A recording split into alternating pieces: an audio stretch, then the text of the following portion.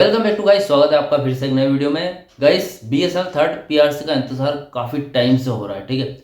और उसके लिए ही मैं आपको हर एक तारीख की न्यू अपडेट जो कि बीएसएनएल और थर्ड पीआरसी से रिलेटेड है, सारी अपडेट मैं वीडियो के मीडियम से आपको बताता हूँ, ठीक है।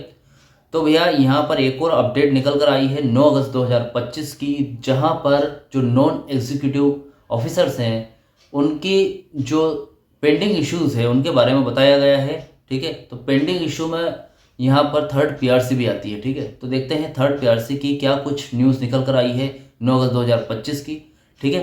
तो भैया अभी तक चैनल सब्सक्राइब नहीं किया हो तो सब्सक्राइब कर लेना, क्योंकि यहाँ पर बीएसएनएल से रिलेटेड सारे न्यू अपडेट्स अपलोड होते हैं। सब्सक्राइब कर लेना। मेरा नाम है सुनील विश्वकर्मा। जानकारी यूजफुल लगे तक लाइक करके ज़रूर जाना। चलेगा, इस पढ़ाते हैं वीडियो को आगे। 9 अगस्त 2025 की न्यू खबर है, जहां पर देखिए क्या बताया है। General secretary BSNL EU meets PGM its BSNL code discuss की pending issue of non executive, जिसका मतलब है बीएसएनएल के महासचिव ने बीएसएनएल कारपोरेट ऑफिस के प्रिंसिपल जनरल मैनेजर से मुलाकात की, जहां नॉन एग्जीक्यूटिव के प्रमुख लंबित मुद्दों पर चर्चा की जाएगी।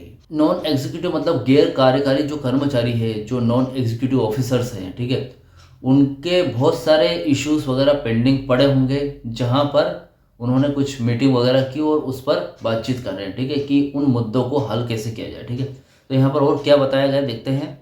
बीएसएनएल ईयू के महासचिव साथी अनिमेश मिश्रा, जो कि बीएसएनएल ईयू के महासचिव है, जिसको बोल सकते हैं हेड होंगे, ठीक है। 8 अगस्त 2025 को बीएसएनएल कारपोरेट ऑफिस के principal general office general manager एस्टा श्री एसपी सिंह से मुलाकात की और निम्नलिखित लंबित मांगों के शीघ्र समाधान पर जोर दिया, ठीक है। लंबित मांग मतलब काफ़ी टाइम से पेंडिंग इश्यूज थे, पेंडिंग डिमांड्स थी, उनको जल्दी से जल्दी सॉल्व किया जाना चाहिए, इसलिए उन पर जोर दिया गया है इस मीटिंग में। देखिए 3 पॉइंट दिए गए यहाँ पर, क्या क्या है। लंबित मांग, ठीक है, पेंडिंग इश्यूज क्या क्या है वो देख लेते हैं।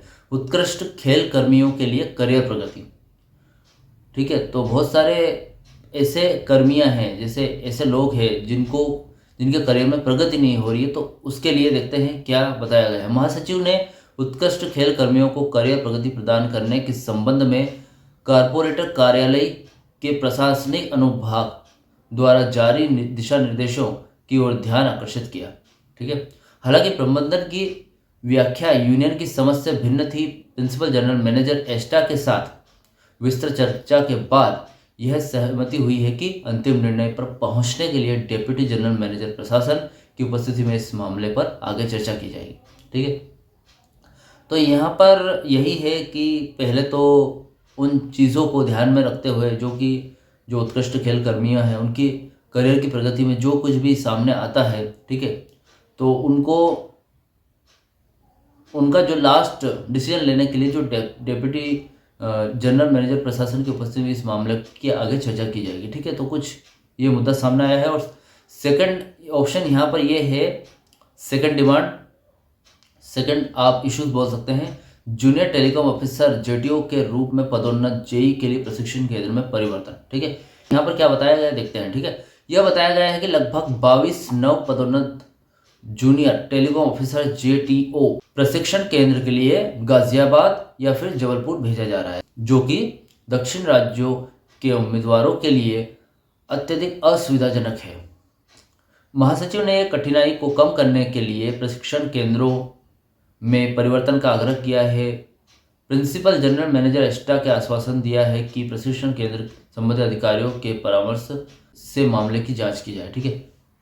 अब यहाँ पर गाइस ये बताया गया है कि जो भी 22 नव पदोन्नत, ठीक है, बहुत सारे जो जूनियर है, ठीक है, जो टेलीकॉम ऑफिसर्स हैं, ठीक है, वो उनको ट्रेनिंग के लिए जबलपुर या फिर गाजियाबाद भेजा जा रहा है, ठीक है। उनके हिसाब से ये देखा जा रहा है कि गाजियाबाद और जबलपुर दोनों सिटीज़ जो दक्षिण राज्य है, ठीक है, दक्षिण राज्य से जो भी आ रहे हैं उनके लिए सुविधा नहीं है उनके वहाँ पर, ठीक है। तो बीएसएनएल ईयू के महासचिव उनका कहना है कि यार वहाँ पर इनके जो केंद्र है, इनका जो सेंटर आ रहा है उनमें थोड़ा चेंजेस किया जाए और दूसरा सेंटर लिया जाए, ठीक है। तो इसी के लिए जनरल मैनेजर से बात की थी। अब तीसरा ऑप्शन है, तीसरा इश्यू है यहाँ पर कैजुअल लेबर्स के लिए डी आदेश जारी करना, यहाँ पर हो सकता है थर्ड पीआरसी की थोड़ी सी खबर निकल कर आए। डीओपीटी ने जून 2025 में डीए संशोधन आदेश जारी किए जो 1/1/2025 से प्रभावी होंगे। केंद्र सरकार के कर्मचारियों के लिए और बीएसएनएल के कैजुअल लेबर्स भी इसके हकदार हैं। ओके, मतलब सारे लेबर्स ये जो डीओपीटी, ठीक है, के आदेश है इनके हकदार है। हालांकि कारपोरेट कार्यालय ने अभी तक इन आदेशों का समर्थन नहीं किया है। महासचिव ने इस देरी पर गहरा असंतोष व्यक्त किया है और आदेश को तत्काल जारी करने का आग्रह किया है ताकि कैजुअल लेबर्स को अगस्त 2025 के वेतन के साथ उनका डीए बकाया भी प्राप्त हो सके।